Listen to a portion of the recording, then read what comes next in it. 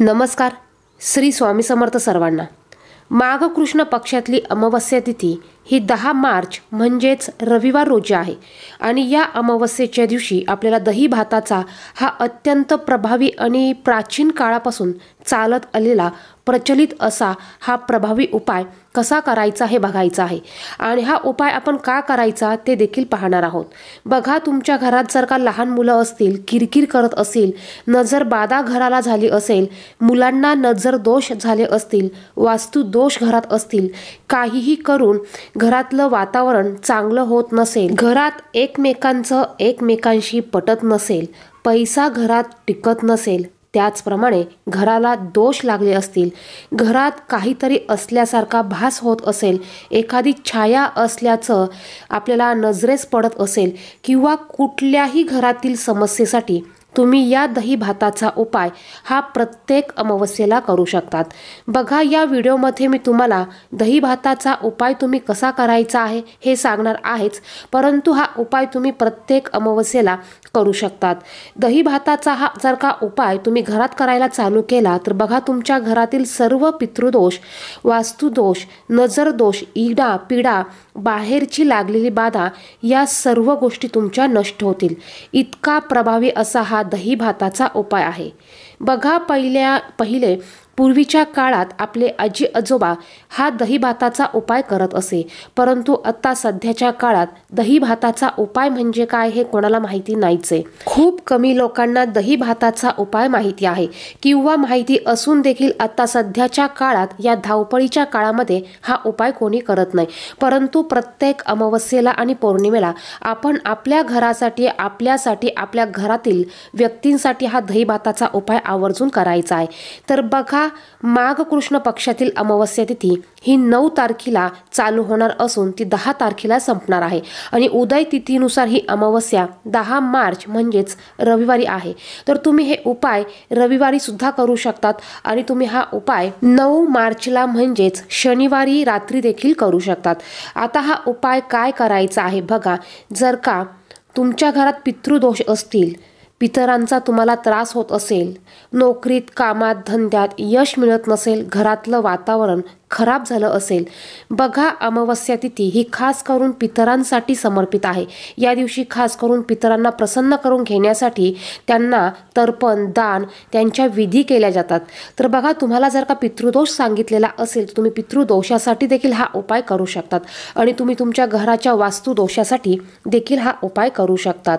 आता पितृदोषासाठी तुम्ही हा दही भात कसा ठेवायचा, तर बघा, तुम्हाला सकाळपासून दुपारी 12 वाजेपर्यंत तुम्हाला थोडासा भात मीठ न टाकता शिजवून घ्यायचा आहे आणि हा भात एका भांड्यात किंवा एका कागदावर काढून यावर तुम्हाला थोडंसं दही टाकायचं आहे आणि हा भात तुम्ही तुमच्या छतावर, तुमच्या टेरेसवर किंवा तुमच्या बाल्कनीमध्ये तुम्ही ठेवू शकतात किंवा तुमच्या घराच्या बाहेर उंच भिंत असेल तर त्यावर तुम्ही हा दही भात ठेवू शकतात.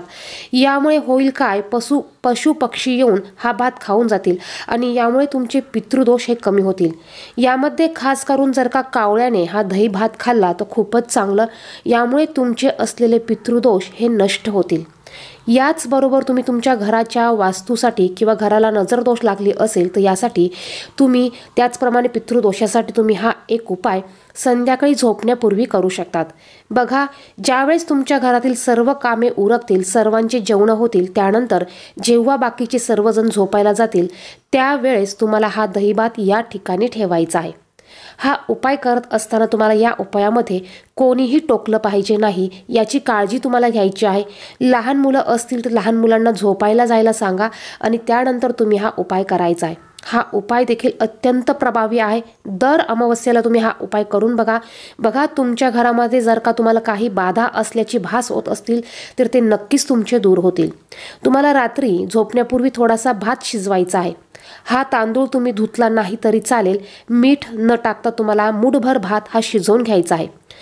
मूठभर तांदूळ घेऊन तुम्हाला हा भात शिजवायचा आहे. भात शिजल्यानंतर हा भात तुम्हाला एका पत्रावळीमध्ये किंवा एखाद्या पुठ्ठ्यावर, द्रोण असेल तर द्रोणवर तुम्ही काढून घ्यायचा आहे किंवा एका वहीचा पुठ्ठा देखील तुम्ही घेऊ शकतात, त्यावर तुम्ही हा भात काढून घ्यायचा आहे. यावर तुम्हाला 2 चमचे आंबट दही टाकायचं आहे. थोडंसं सेंदूर असेल तर तुम्ही सेंदूर टाकायचं आहे किंवा थोडंसं हळदी कुंकू तुम्हाला या भातावर टाकायचं आहे.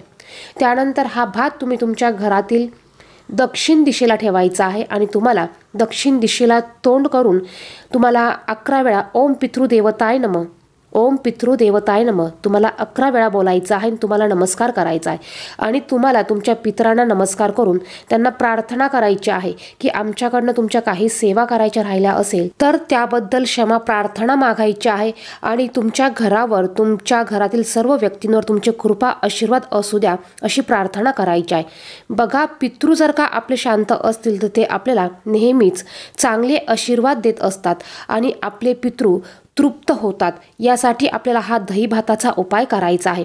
यानंतर हा दही भात आपल्या घरातील 4ही भिंतींना टच करायचा आहे. बघा, आपल्या घरातील जेवढे रूम असतील तेवढ्या रूममधील 4ही भिंतींना टच करायचा आहे आणि हा दही भात आपल्याला आपल्या घरातील बाथरूममध्ये ठेवायचा आहे. आता बाथरूममध्ये खिडकी असेल तर तुम्ही बाथरूमच्या खिडकीवर हा भात ठेवायचा आहे. आणि बाथरूमला खिडकी नसेल तर बघा, ज्या ठिकाणाहून पाणी जातं त्या ठिकाणी तुम्हाला हा दही भात ठेवायचा आहे. तुमच्या बाथरूमला दरवाजा असेल तर दरवाजा लावून घ्या आणि दरवाजा नसेल तर ठीक आहे, काही हरकत नाही, दरवाजा असेल तर तो लावून घ्या. हा दही भात आपल्याला रात्रभर असाच असू द्यायचा आहे. आणि सकाळी उठल्यानंतर सर्वात अगोदर आपल्याला दही भात घ्यायचा आहे आणि घराच्या बाहेर जायचं आहे. बघा, जाताना आपल्याला बादलीत किंवा मगमध्ये थोडंसं पाणी घेऊन जायचं, ते बाहेर ठेवायचं आणि हा दही भात घेऊन आपल्याला एखाद्या लांब ठिकाणी जाऊन एखाद्या मोकळ्या उखिरड्यावर टाकून यायचं आहे. बघा, ज्या ठिकाणी कोणीही जाणार नाही, कोणाचा पाय पडणार नाही अशा ठिकाणी आउटसाईडला हा दही भात तुम्ही टाकून यायचा आहे. मग नंतर तो कोणी जीव जंतू, पक्षी किंवा किड्या मुंग्यांनी खाल्ला तरी चालेल. यानंतर पाठीमागं न बघता आपल्याला आपल्या घरी यायचं आहे आणि आल्यानंतर सर्वात अगोदर घराच्या बाहेर हात पाय धुवायचे आहे. त्यानंतर घरात यायचं आहे आणि यानंतर आपल्याला आंघोळ करायची आहे. आंघोळ झाल्यानंतर आपल्याला आपल्या देवघरासमोर बसायचं आहे, देवांना नमस्कार करायचा आहे. तर या पद्धतीने हा उपाय आपल्याला अमावस्येला करायचा आहे. बघा, तुमच्या घरात किती कठीणातील कठीण गोष्टी असू द्या, नजर दोष असू द्या, इडापिडा असू द्या, ह्या सर्व तुमच्या नष्ट होणार म्हणजे होणारच. इतका प्रभावी असा हा उपाय आहे. तुम्ही नक्की करून बघा. बघा, प्रत्येक अमावस्येला तुम्ही हा उपाय करून बघा. नक्कीच तुमच्या घराला याचे चांगले रिझल्ट हे बघायला मिळणार आहे. व्हिडिओमध्ये सांगितलेली माहिती आवडली तर व्हिडिओला नक्कीच लाईक करा. चॅनेलवर नवीन असेल तर चॅनेलला सबस्क्राईब करा. धन्यवाद. श्री स्वामी समर्थ.